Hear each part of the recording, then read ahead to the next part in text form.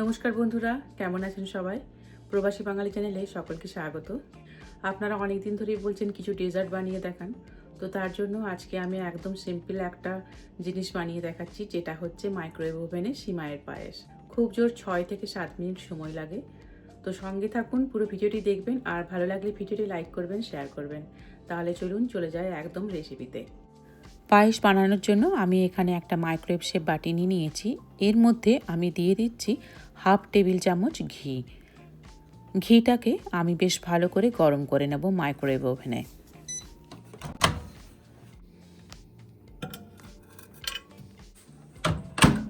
Microwave ওভেনটা হচ্ছে 900 ওয়াটের, তো আমি টাইম সেট করছি 2 মিনিট মাইক্রো মোডে ফুল পাওয়ারে। ঘিটা গরম হয়ে গেছে, আমি এবার বের করে নিচ্ছি। এই গরম ঘিয়ের মধ্যে আমি দিয়ে দিচ্ছি কাজু বাদাম। কাজু বাদামগুলিকে খুব ভালো করে আমি ঘিয়ের সাথে মাখিয়ে নেব, যাতে ঘিয়ের একটা কোটিং হয়ে যায় কাজু বাদামের ওপরে। বাদামগুলি না ভাজলেও চলে, তবে ভেজে নিলে একটা ভালো ফ্লেভার আসে। এবার আমি বাদামগুলিকে কিছুক্ষণের জন্য মাইক্রোওয়েভ করে নেব। আমি প্রথমে দিচ্ছি 30 সেকেন্ডস। আমি আবারও বলছি, কাজু বাদাম না ভেজেও দেওয়া যায়। 30 সেকেন্ডস হয়ে গেছে, আমি বাদামগুলি এবার বের করে নিচ্ছি। এবার বাদামগুলিকে আমি চামচ দিয়ে ওপর নিচ করে দিচ্ছি। এইভাবে একটুখানি নেড়ে দিলে বাদামগুলো পুড়ে যায় না। আবারও আমি মাইক্রোওয়েভ করে নেব 1 মিনিটের জন্য। আমি কিশমিশও দেব, তবে কিশমিশটা আমি ভেজে নিচ্ছি না। আপনারা চাইলে কিন্তু 30 সেকেন্ডসের জন্য আলাদা করে ভেজে নিতে পারেন।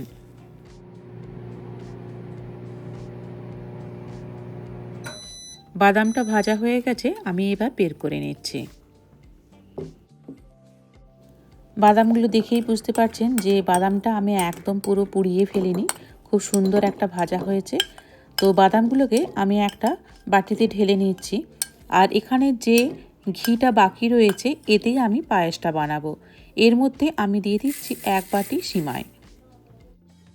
এবার এই সিমাইটাকে ঘিয়ের সাথে আমি এখন খুব ভালো করে মাখিয়ে নেব। সিমাইগুলোকে খুব ভালো করে ঘিয়ের সাথে মাখিয়ে নিয়ে এখন আমি এইভাবে একটুখানি ছড়িয়ে দিলাম, যাতে খুব ভালো করে ভাজা হয় সিমাইটা। তো বাটিটিকে আমি এখন মাইক্রোওয়েভ ওভেনে দিয়ে দিচ্ছি। আমি টাইম দিচ্ছি 30 সেকেন্ডস মাইক্রো মোডে। সিমাই খুব তাড়াতাড়ি ভাজা হয়ে যায়, 1 থেকে 1.5 মিনিট সময় লাগে, কিন্তু কখনোই একটানা 1 মিনিট বা 1.5 মিনিট দেওয়া চলে না, কারণ খুব তাড়াতাড়ি পুড়ে যায়। 30 সেকেন্ডস হয়ে গেছে, বাটিটি আমি এখন বের করে একবার সিমাইগুলোকে নাড়াচাড়া করে দেব, যাতে সিমাইটা না পুড়ে যায়।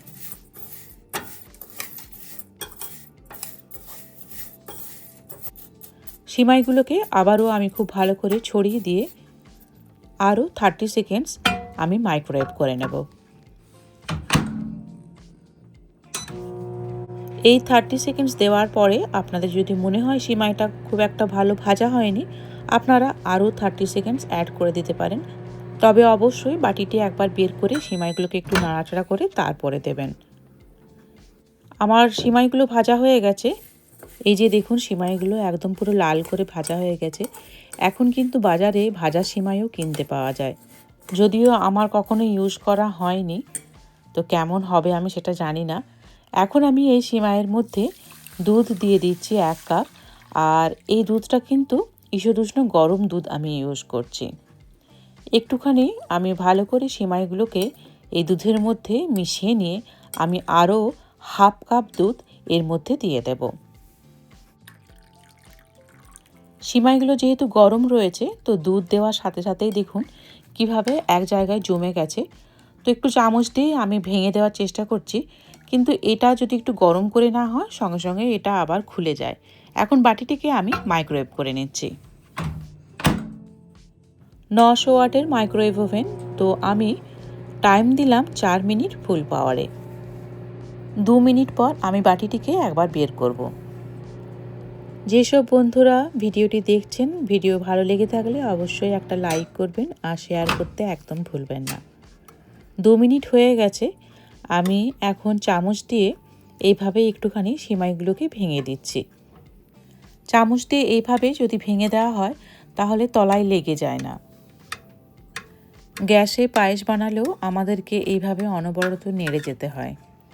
সিমাইগুলো সব লুজ হয়ে গেছে, তো আরও 2 মিনিট বাকি রয়েছে, সেটা দিয়ে দিচ্ছি। এই 2 মিনিট আবারও আমি অন করে দিচ্ছি।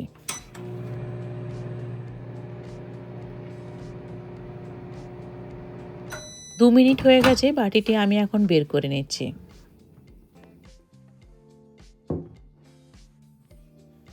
এই যে দেখুন, সিমাইয়ের পায়েস কিন্তু অলমোস্ট হয়েই এসছে। তো এবার এর মধ্যে আমি কাজু বাদাম আর কিশমিশটা দিয়ে দেব।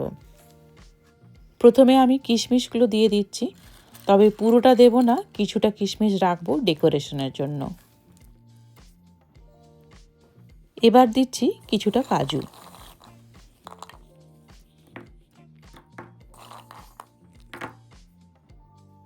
কিশমিশ আর কাজুগুলোকে আমি ভালো করে সিমাইয়ের সাথে মিশিয়ে নিচ্ছি।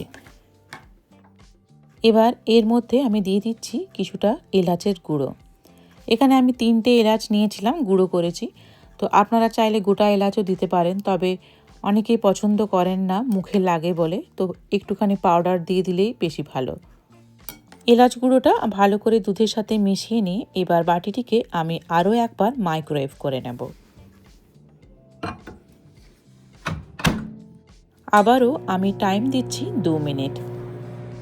অনেক সময় আমাদের পায়েস খেতে ইচ্ছে করে, কিন্তু টাইমটা অনেক বেশি লাগে বলে আমাদের পায়েস বানানো হয় না।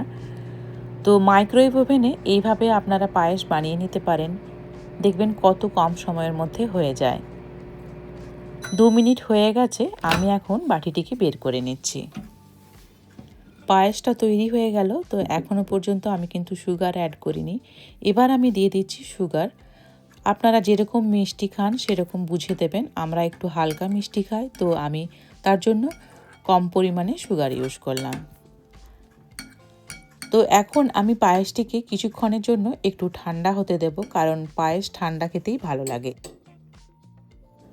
ঠান্ডা পায়েসের ওপরে আমি এখন কিছু কিশমিশ আর কাজু রেখে দিয়েছিলাম, সেগুলো ছড়িয়ে দিচ্ছি ওপর থেকে। মাইক্রোওয়েভ ওভেনে পায়েস বানানোর পদ্ধতি আপনাদের ভালো লেগে থাকলে অবশ্যই একবার অন্তত বাড়িতে বানান, আর বানিয়ে প্লিজ আমাকে কমেন্টে জানাবেন কেমন হয়েছে আপনাদের পায়েস। আপনাদের আজকের ভিডিও কেমন লাগলো অবশ্যই কমেন্টে জানাবেন, আর ভালো লাগলে ভিডিওটি লাইক করবেন, শেয়ার করবেন। দেখা হচ্ছে পরের ভিডিও নিয়ে।